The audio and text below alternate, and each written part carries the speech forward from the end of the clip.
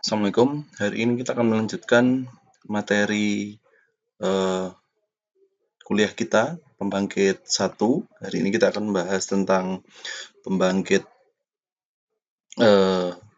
PLT uap gitu ya. Jadi dari pembahasan kemarin sudah kita fokuskan sebelum UTS yaitu mengenai PLT air.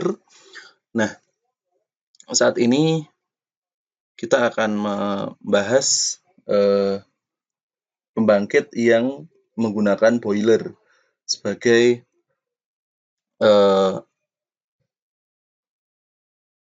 satu dayanya gitu ya, menggunakan panas gitu.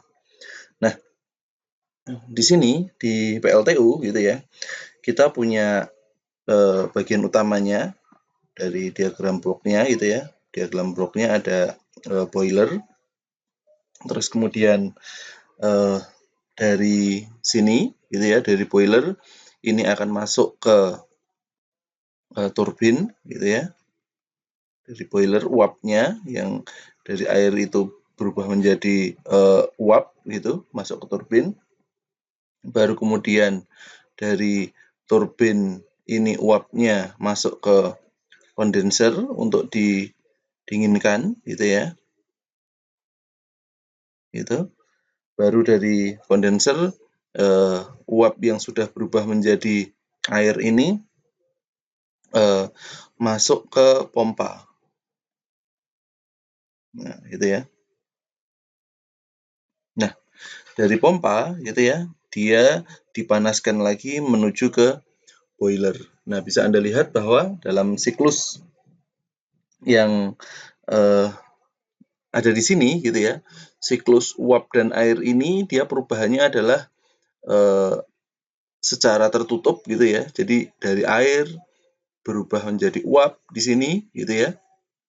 Nah, dari uap terus kemudian berubah lagi menjadi air, dari air dipompa untuk menuju ke boiler. Nah, sifat di boiler gitu ya, sifat di boiler di sini dia adalah memiliki sifat high pressure gitu ya, high pressure. Kemudian dia juga memiliki sifat high temperature gitu ya. High temperature kurang lebih kira-kira berapa?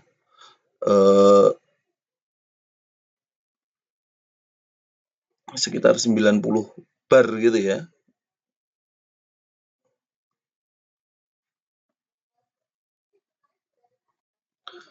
Gitu.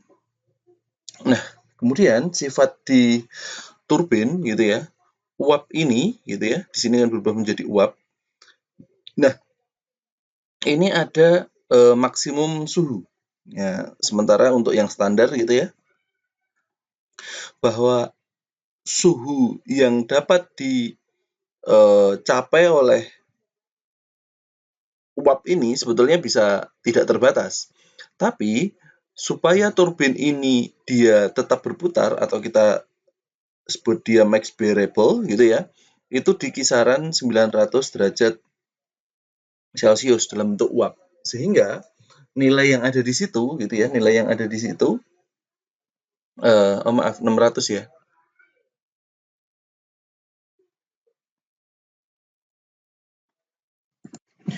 Ya, suhu yang mampu dicapai oleh uap itu tidak terbatas, tapi bahwa suhu yang mampu ditahan oleh turbin supaya tetap berputar itu adalah 600. Apabila lebih, maka panasnya tidak akan bisa dapat memutar dari turbinnya. Nah, itu untuk bahan turbin yang standar. Efisiensi dari turbin ini gitu ya, ini sekitar 0,65 gitu. Nah, efisiensi dari boiler tentu saja kita tahu sekitar 0,4 gitu ya, 0,4, 0,45 gitu ya, 0,5 paling bagus tapi sangat jarang sekali ya, tapi rata-rata sekitar 0,45. Nah, keluarannya dari yang ada di sini gitu ya, yang ada di keluaran yang ada di sini itu outputnya itu sekitar misal 40 derajat gitu ya, dengan temperatur 0,1 bar gitu. Nah, sifat dari kondenser ini berkebalikan dari sifat boiler, yaitu adalah low pressure ya, dan low temperatur. Dengan keluarannya, outputnya dari kondenser itu sekitar 15 derajat dan tekanan 0,042 bar. Nah, di sini ada pompa juga gitu ya, pompa kisaran outputnya itu memiliki tekanan yang sangat tinggi gitu ya, 90 bar gitu, sesuai dengan tekanan yang dibutuhkan oleh boiler dengan efisiensi sekitar 0,65. Ini juga sama, sekitar efisiensinya untuk kondenser yaitu sekitar 0,6 juga gitu. Nah, sifat-sifat yang ada di sini gitu ya, sifat-sifat yang ada di diagram PLTU ini gitu ya, itu bisa ditingkatkan dengan beberapa macam cara gitu ya. Yang pertama adalah penambahan efisiensinya, kita tambahkan di sini ada superheat gitu ya. Gitu. Jadi sebelum masuk ke turbin kita tambahkan superheat di sini. Itu bisa gitu ya. Dan di pompa di sini kita tambahkan economizer. Nah, itu juga bagian yang bisa menambahkan atau meningkatkan efisiensi dari boiler gitu ya. Jadi pompa economizer terlebih dahulu, baru ke boiler, baru ke superheat, baru masuk ke turbin gitu. Nah,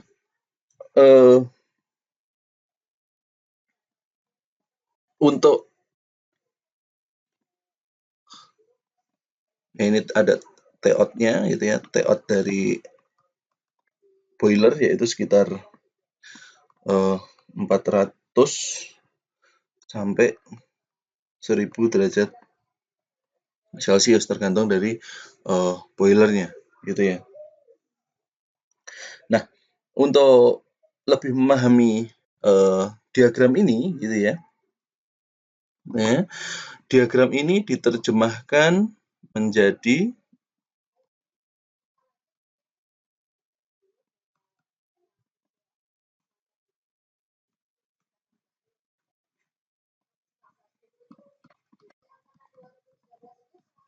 siklus Rankine gitu ya. Siklus Rankine ini gitu ya, itu adalah memindahkan diagram blok ini gitu ya menjadi bentuk bagaimana fasa yang ada di dalam air dan ada di dalam uapnya yang ada di situ. Nah, di diagram atau siklus Rankine gitu ya, siklus Rankine ini kita memiliki grafik dengan T gitu ya. Di sini adalah temperatur, terus kemudian yang di sini ini adalah entropi. Nah, entropi ini sendiri gitu ya, entropi ini adalah derajat keacakan suatu zat gitu ya. Gitu. Nah, nanti akan saya jelaskan di belakang. Jadi apa? Semakin tinggi entropinya gitu ya, ya uap belum tentu uap itu entropinya lebih tinggi dibandingkan air gitu ya, tapi bisa saja yang namanya air gitu ya, itu entropinya lebih tinggi dibandingkan dengan es gitu ya. Nah, ini akan kita lihat di sini. Nah, di siklus Rankine ini kita mengenal ada yang namanya kubah uap gitu ya, kubah uap. Kubah uap di mana di sini fasa antara yang di atas ini adalah fasa uap gitu ya. steam. Yang ada di sini ini adalah fasa, yang di bawah ini adalah fasa air dengan melihat temperaturnya. Temperatur rendah dia masih air, temperatur tinggi dia sudah berubah menjadi steam. Gitu. Nah, di sini kita melihat bahwa kita mulai dari apa? Ya ini saya gambarkan siklus kecilnya dulu ya. Boiler, terus turbin, terus kondenser, terus di sini pompa.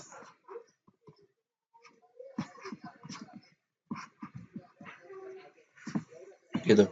Nah, di sini proses yang pertama yaitu adalah proses pompa. Proses pompa ini gitu ya, atau boiler dulu lah. Kita lihat bahwa dari boiler ini ada suatu titik gitu ya yang meningkat, yang ada di sini gitu ya. Meningkat yang ada di sini dari suatu titik menuju ke titik satu. Nah, menuju ke titik satu. Nah, titik satu ini itu nilainya adalah yang siap masuk ke dalam boiler, gitu ya, masuk ke dalam boiler. Nah ini masuk ke dalam boiler. Nah dari sini, dari pompa ini, gitu ya, dari sini, ini ada yang akibat pompa dia panas, gitu ya. Air akibat pompa karena ditekan dia panas, maka ada suhu sedikit, gitu ya, kenaikan suhu sedikit. Nah disinilah nanti dia ada yang meningkat suhunya, airnya yang ada di sini. Ya, jadi di sini adalah pengaruh pompa. Yang ada di sini ini adalah pengaruh economizer.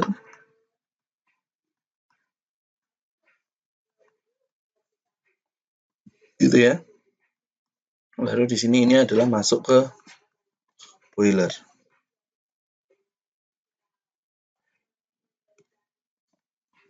Gitu. Nah, dari sini gitu ya. Dia dipanaskan boiler. Nah, boiler di sini gitu ya. Boiler di sini meskipun kelihatannya suhunya tidak meningkat gitu ya, tidak meningkat, tapi entropinya berubah. Entropinya berubah yaitu berubah menjadi uap yang ada di sini. Gitu ya, arahnya ke sana. Arahnya ke sana. Nah, inilah boiler. Nah, supaya dia berubah sebenarnya menjadi uap gitu ya, kita masukkan dia ke dalam superheat yang tadi ya, yang ada di sebelum turbin tadi. Nah, dari situ superheat ini yang nanti akan setelahnya dimasukkan ke kondenser, ke turbin gitu ya, turbin di sini sehingga dia menurun. Turbin ada beberapa tahap, ada low pressure, ada high pressure, intermediate pressure di situ ya. Nah, ini masuk ke turbin. Titik inilah titik kedua gitu ya, yang ada di sini.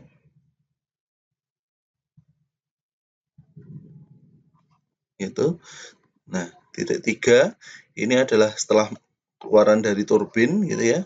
Baru kemudian dari sini gitu ya. Ini datar. Itu. Ini yang di handle oleh kondensor gitu.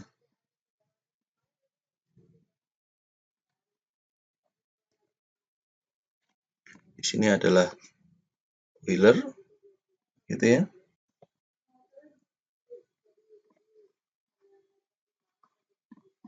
Di sini adalah superheat. Di sini adalah turbin. Di sini adalah kondenser. Gitu ya. Nah,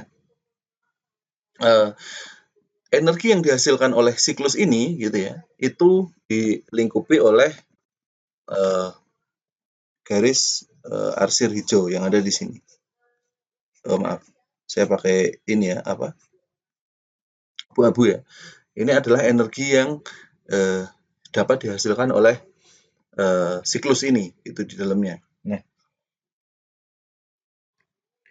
di sini gitu ya, ada area kecil gini ya, gitu ya. Ini ada berubah menjadi tekanan air. Berubah.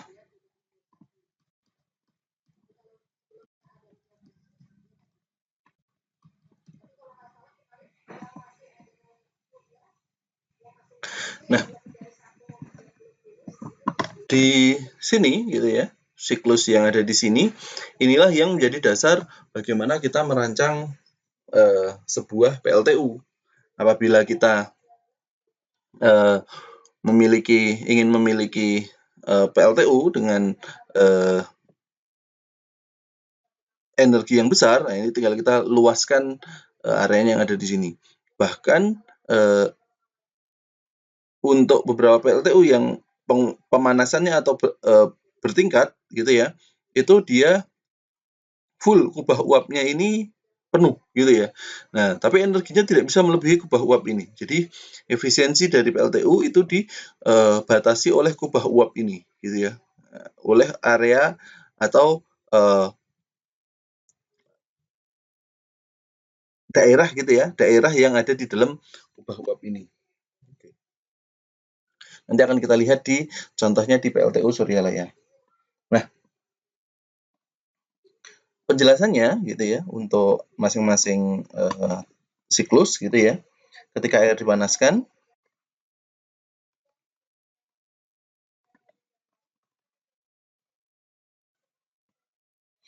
itu temperatur didihnya konstan.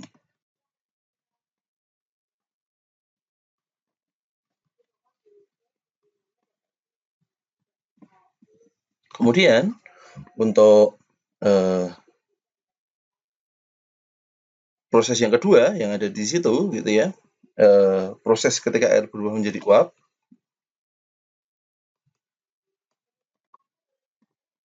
Ketika air menjadi uap, gitu, ini menyebabkan temperatur naik.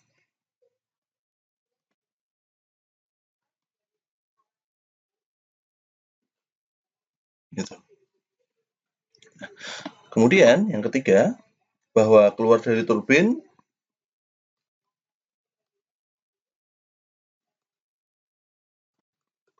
ini idealnya tidak ada pemanasan.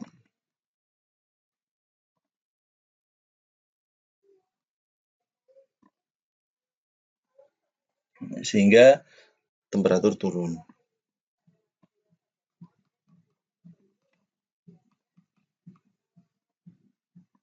Gitu. Nah, kondenser gitu ya, kondenser ini sifatnya adalah mengambil panas, gitu ya.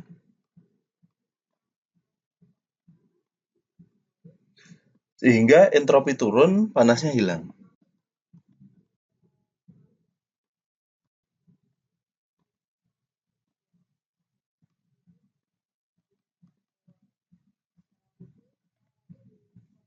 Nah, di pompa gitu ya, saya buat yang baru, pompa gitu ya. Tidak ada di sini, tapi saya jelaskan pompa gitu. Pompa ini perlu energi gitu ya, perlu energi untuk meningkatkan tekanannya gitu ya. Perlu energi. Nah, di sini itu tidak ada transfer energi, tidak ada transfer energi karena dia hanya meningkatkan tekanannya sehingga entropinya konstan.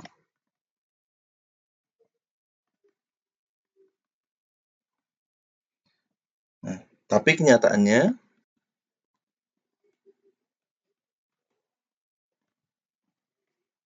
ada. Nah, sehingga ada peningkatan suhu ya. Itu.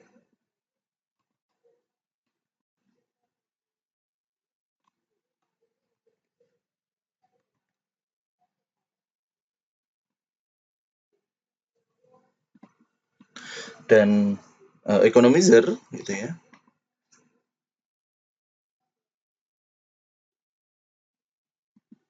Gitu. Ini diperlukan agar boiler tidak mengalami stres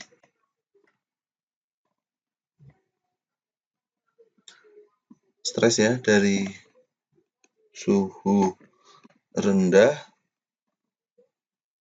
langsung ke tinggi gitu. Sehingga diperlukan peningkatan sementara menggunakan economizer itu.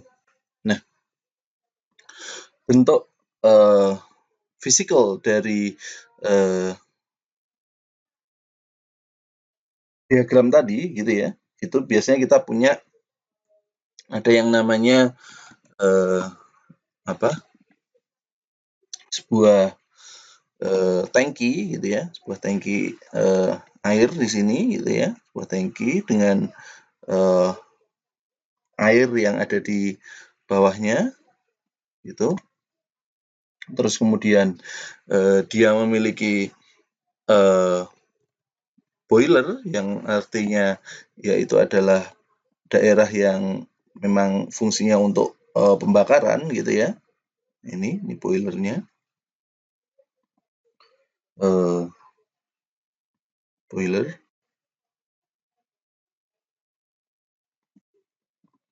gitu ya. Nah, di sini ada yang namanya yaitu adalah pipa turun gitu ya di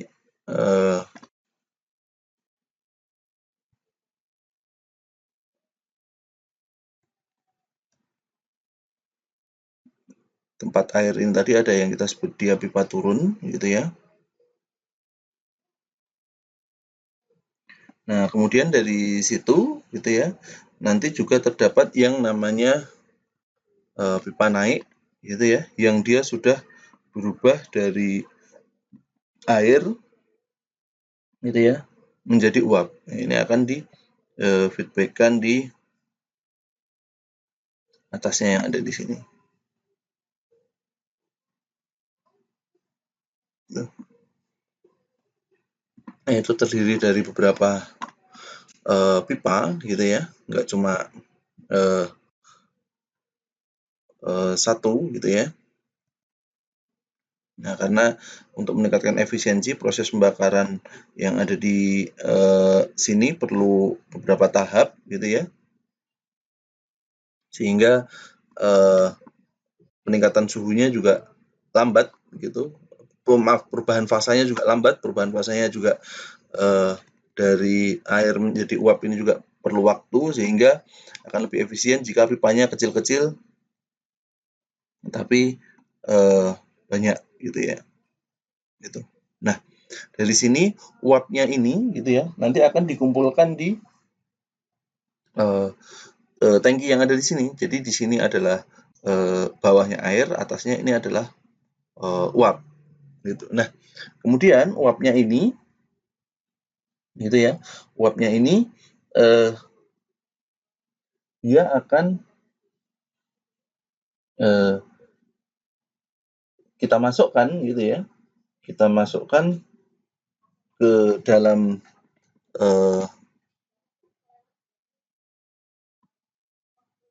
pemanasan yang ada di superheatnya gitu ya, superheatnya yaitu menggunakan bagian yang ada di sini gitu.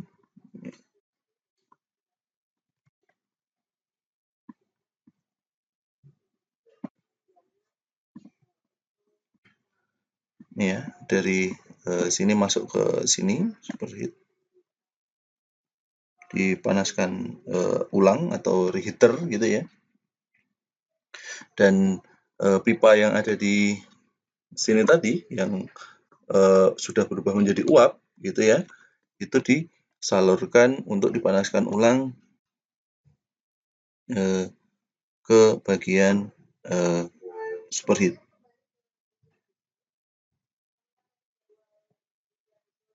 gitu ya. Nah, nanti dari sini gitu ya, nanti ke turbin gitu. Nah, untuk uap yang sudah jadi bisa masuk ke turbin, sementara pemanasan dari ini tadi dari boiler itu nanti akan dikeluarkan melalui cerobong. Jadi bahwa yang Anda ingat bahwa cerobong itu bukan hasil uapnya dari PLTU, tapi hasil pembakaran dari boiler gitu ya. Dan di pipa yang ada di sini ini sepanjang dinding boiler. Gitu ya. Karena kecil-kecil tapi banyak sekali gitu ya, sepanjang dinding boiler itu ada. Dan kondisi yang ada di sini gitu ya, itu adalah kondisi dengan steam saturated. Steam saturated. Oke, ini adalah pipa turun ya.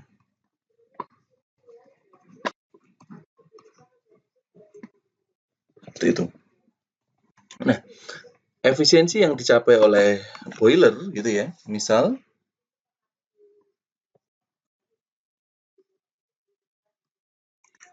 dengan suhu 400 derajat Celcius output 170 bar gitu ya, maka efisiensi yang kita dapatkan yaitu adalah 1 min T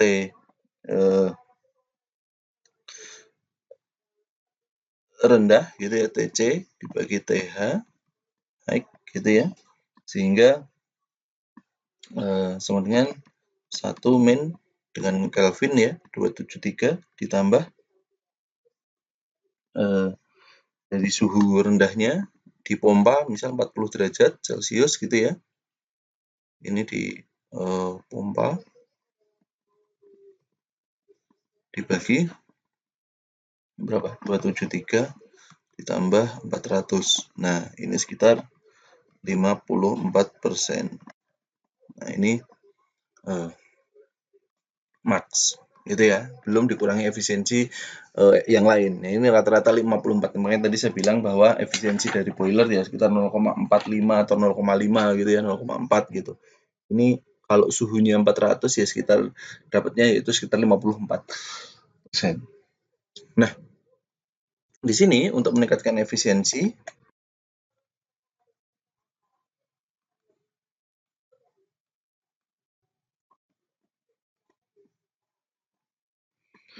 nah ini digunakan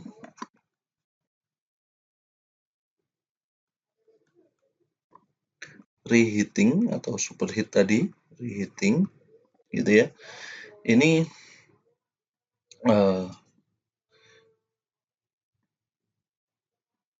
keluaran depan generator yaitu adalah keluaran depan generator, keluaran depan turbin ya, maaf, keluaran depan turbin ke boiler lagi. Ini beda dengan superheat, maaf. Ini bukan superheat, gitu ya, ke boiler lagi.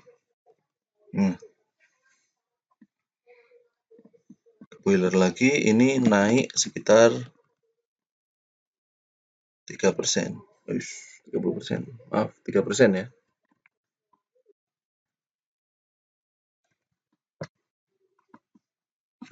Naik sekitar 3%. Nah, bentuk dari reheater gitu ya, kita tahu bahwa turbin yang bentuk turbin macam-macam ya, tapi biasanya untuk diagram turbin itu bahwa di sini adalah high pressure, sementara di sini adalah low pressure. Nah, di sini untuk reheater gitu ya, untuk reheater. Nah, misal kita punya beberapa buah turbin, misal di sini dengan ini turbin high pressure gitu ya. Terus kemudian di sini ada turbin intermediate pressure, sedangkan di sini ada turbin yang terakhir yaitu adalah low pressure gitu ya. Biasanya kita akan menghubungkan bentuk pipanya gitu ya. Itu dari sini ya, input high pressure, keluar dari sini, dimasukkan ke sini gitu ya. Gitu. Terus dari sini kita masukkan lagi ke sini gitu ya.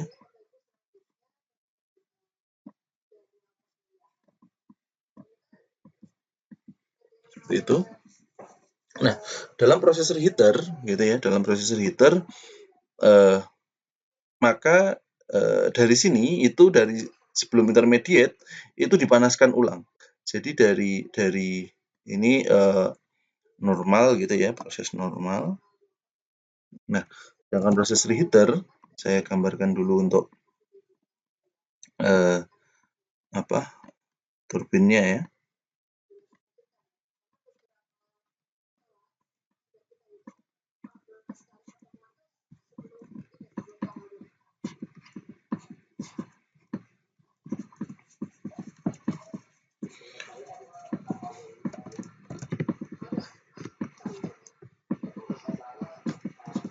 Nah, dari keluaran dari high pressure ini menuju ke boiler lagi gitu ya untuk dipanaskan. Nah, nanti dari boiler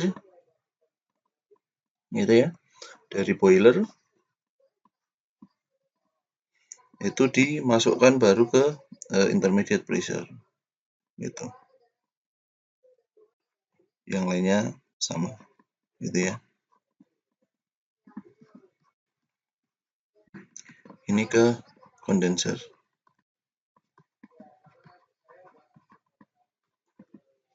Gitu. Nah, proses inilah yang kita sebut dia adalah reheater. Gitu ya, reheat. Gitu. Nah, dengan proses ini gitu ya, maka bentuk diagram Rankine-nya gitu ya, atau siklus Rankine-nya ini juga berubah. Yang semula dia Anda bisa ketahui bahwa kira-kira bentuknya seperti ini gitu ya. Ini economizer-nya, ini siklus yang utamanya gitu ya. Itu dengan proses reheater maka dia akan bisa kita tingkatkan menjadi ada satu siklus lagi yang ada di sini, masuk dulu ke sini, di sini, baru kemudian nanti di sini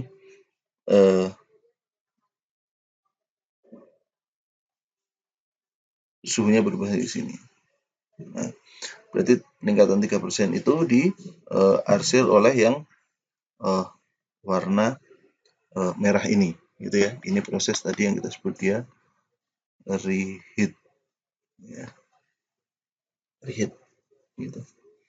Ini yang kita sebut dia proses normal tadi. Dengan menggunakan superheat. Oke. Kemudian untuk penjelasan dari entropi gitu ya, bahwa tadi entropi merupakan sebuah derajat keacakan gitu ya, suatu zat itu sebetulnya karena dia derajat keacakan maka nilainya sebetulnya bukan S tapi sebetulnya adalah delta S gitu ya, delta S perubahan gitu. Nah, mesin gitu ya, kita punya dua, yaitu adalah mesin pemanas gitu ya, antara Q ini adalah suhu awal gitu ya, Q kalor awal untuk berubah menjadi kalor yang kedua gitu ya. Ini mesin pemanas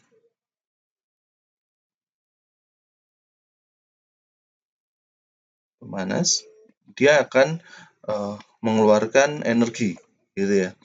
Nah, di Q mesin pendingin, gitu ya, dari Q1 berubah menjadi Q2, gitu ya. Kalau pendingin ya dia dari tinggi ke rendah, berarti gitu ya. Dari tinggi ke rendah. Nah, itu. Maka dia akan memerlukan energi. Nah, ini berarti artinya Q1 berubah menjadi Q2 ini tidak spontan.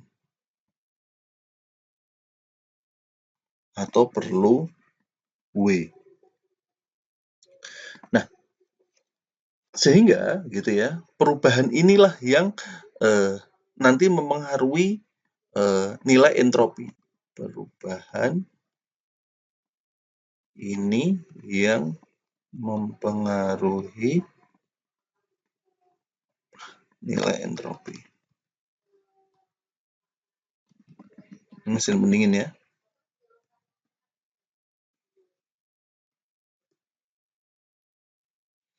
Nah, apabila suatu kalor gitu ya,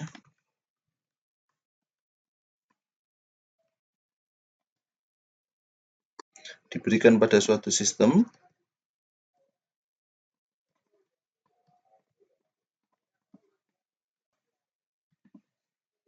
dengan proses reversible,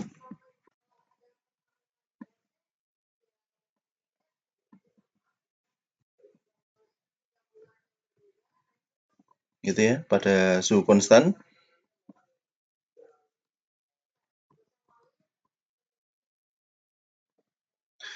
maka besar entropinya, besar perubahan entropinya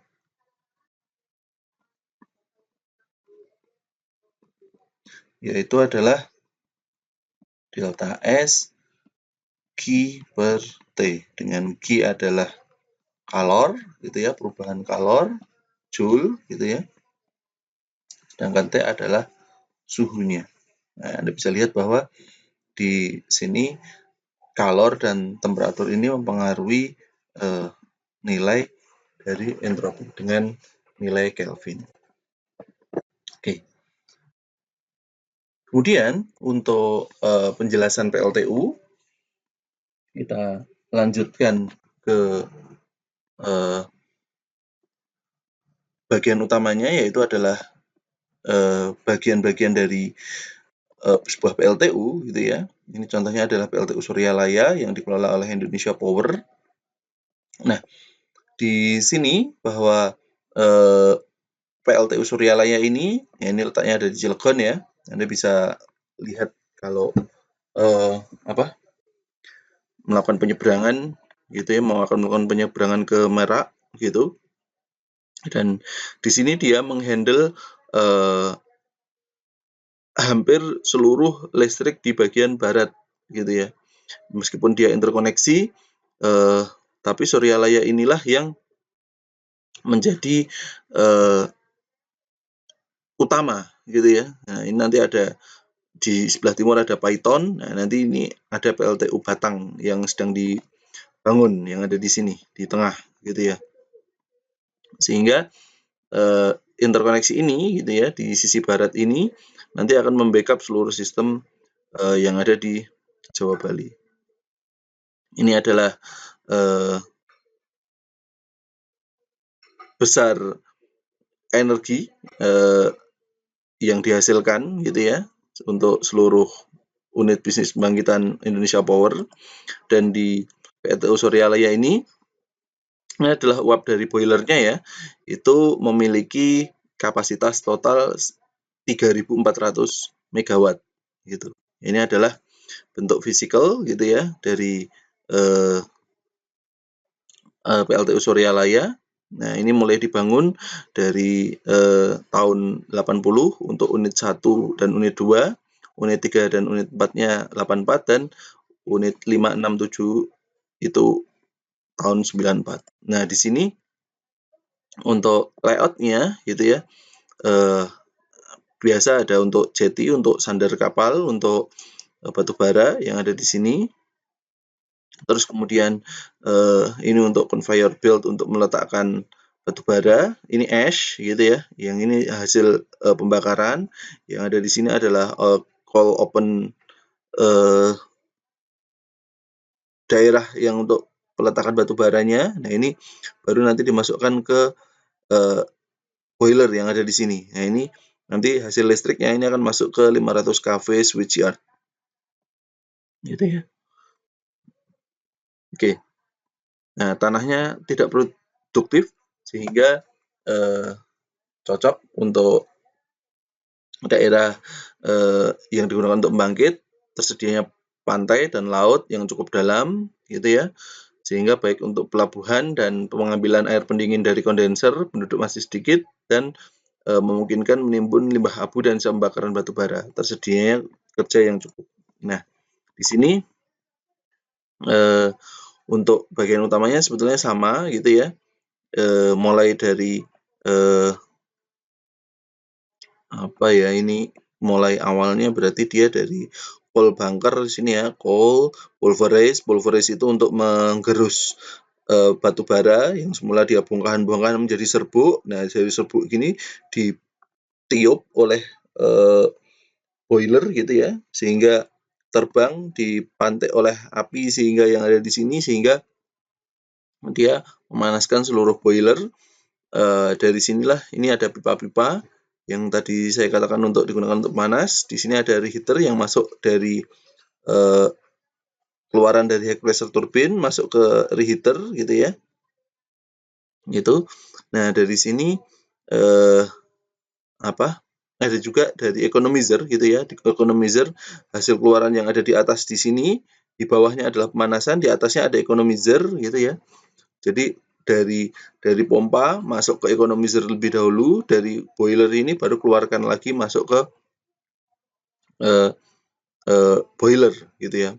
Maaf, biasanya dia ada di ujung yang ada di sebelum keluarannya ada economizer. Gitu.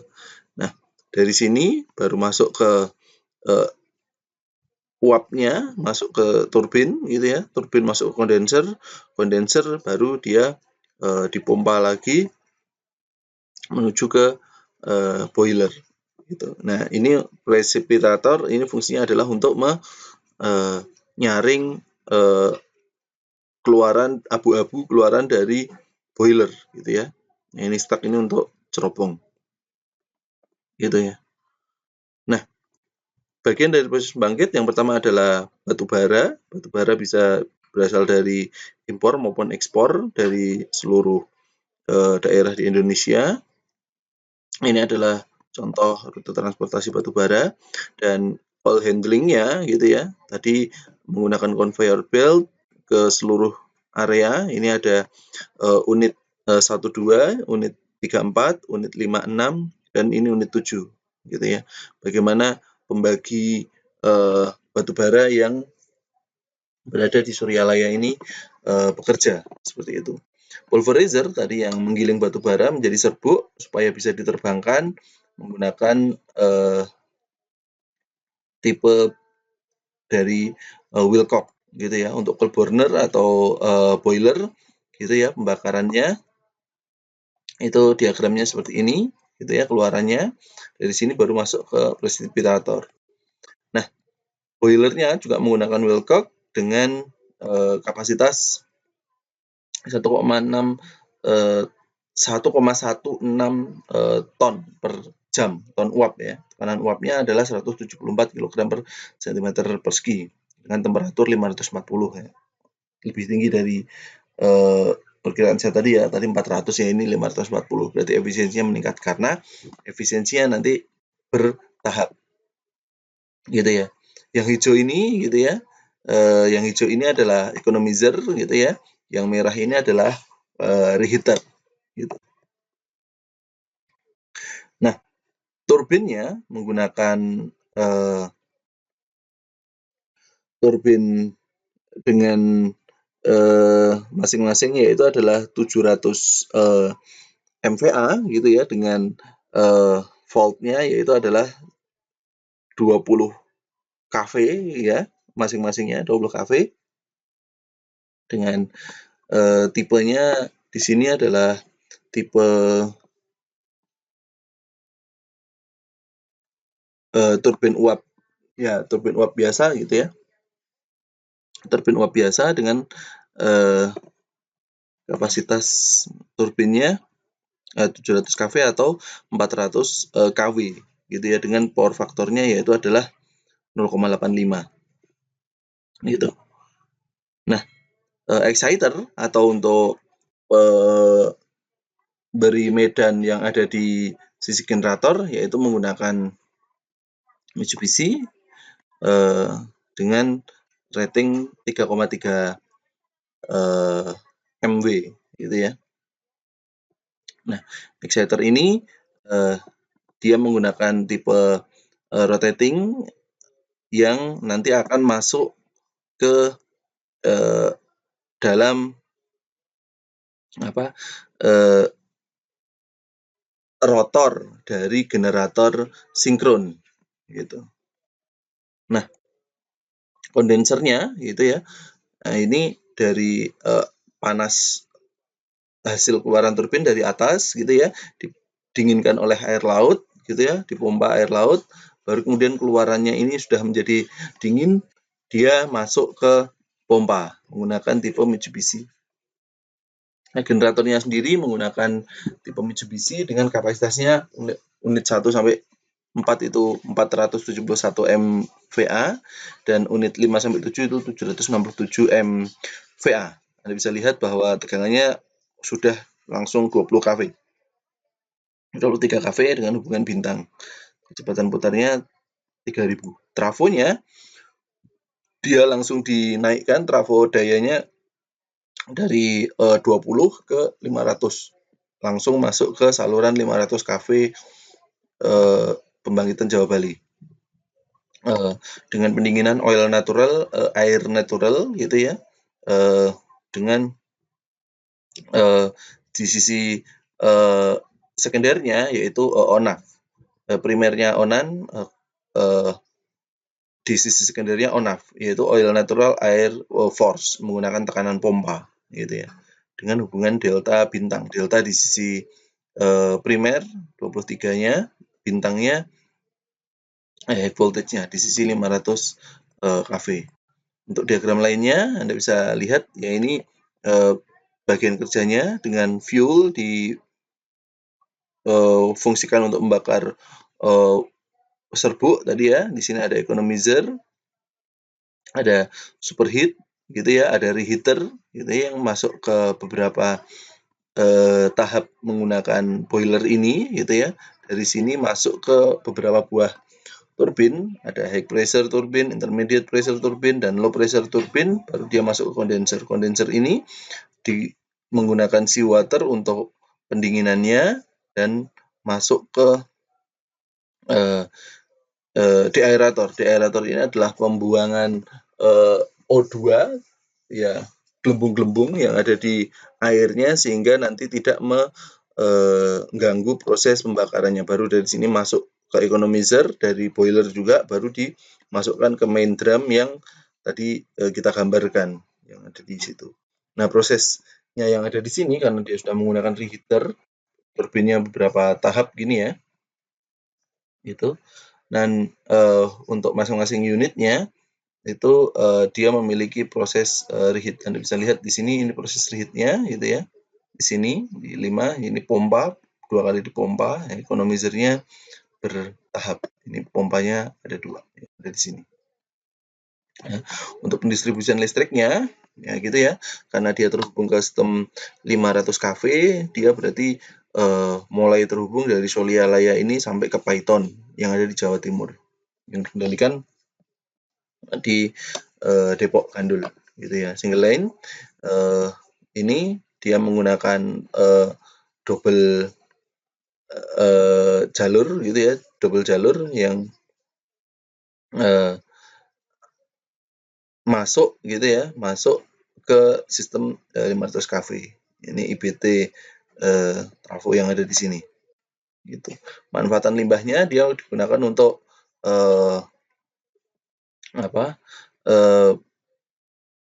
ya menggunakan penyaring dari cerobongnya gitu ya, dan hasil sisa limbahnya gitu ya, dari abu-abunya gitu ya, itu digunakan untuk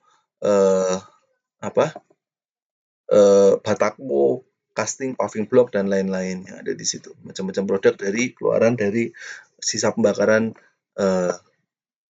yang ada di batu bara ini. Oke, seperti itu.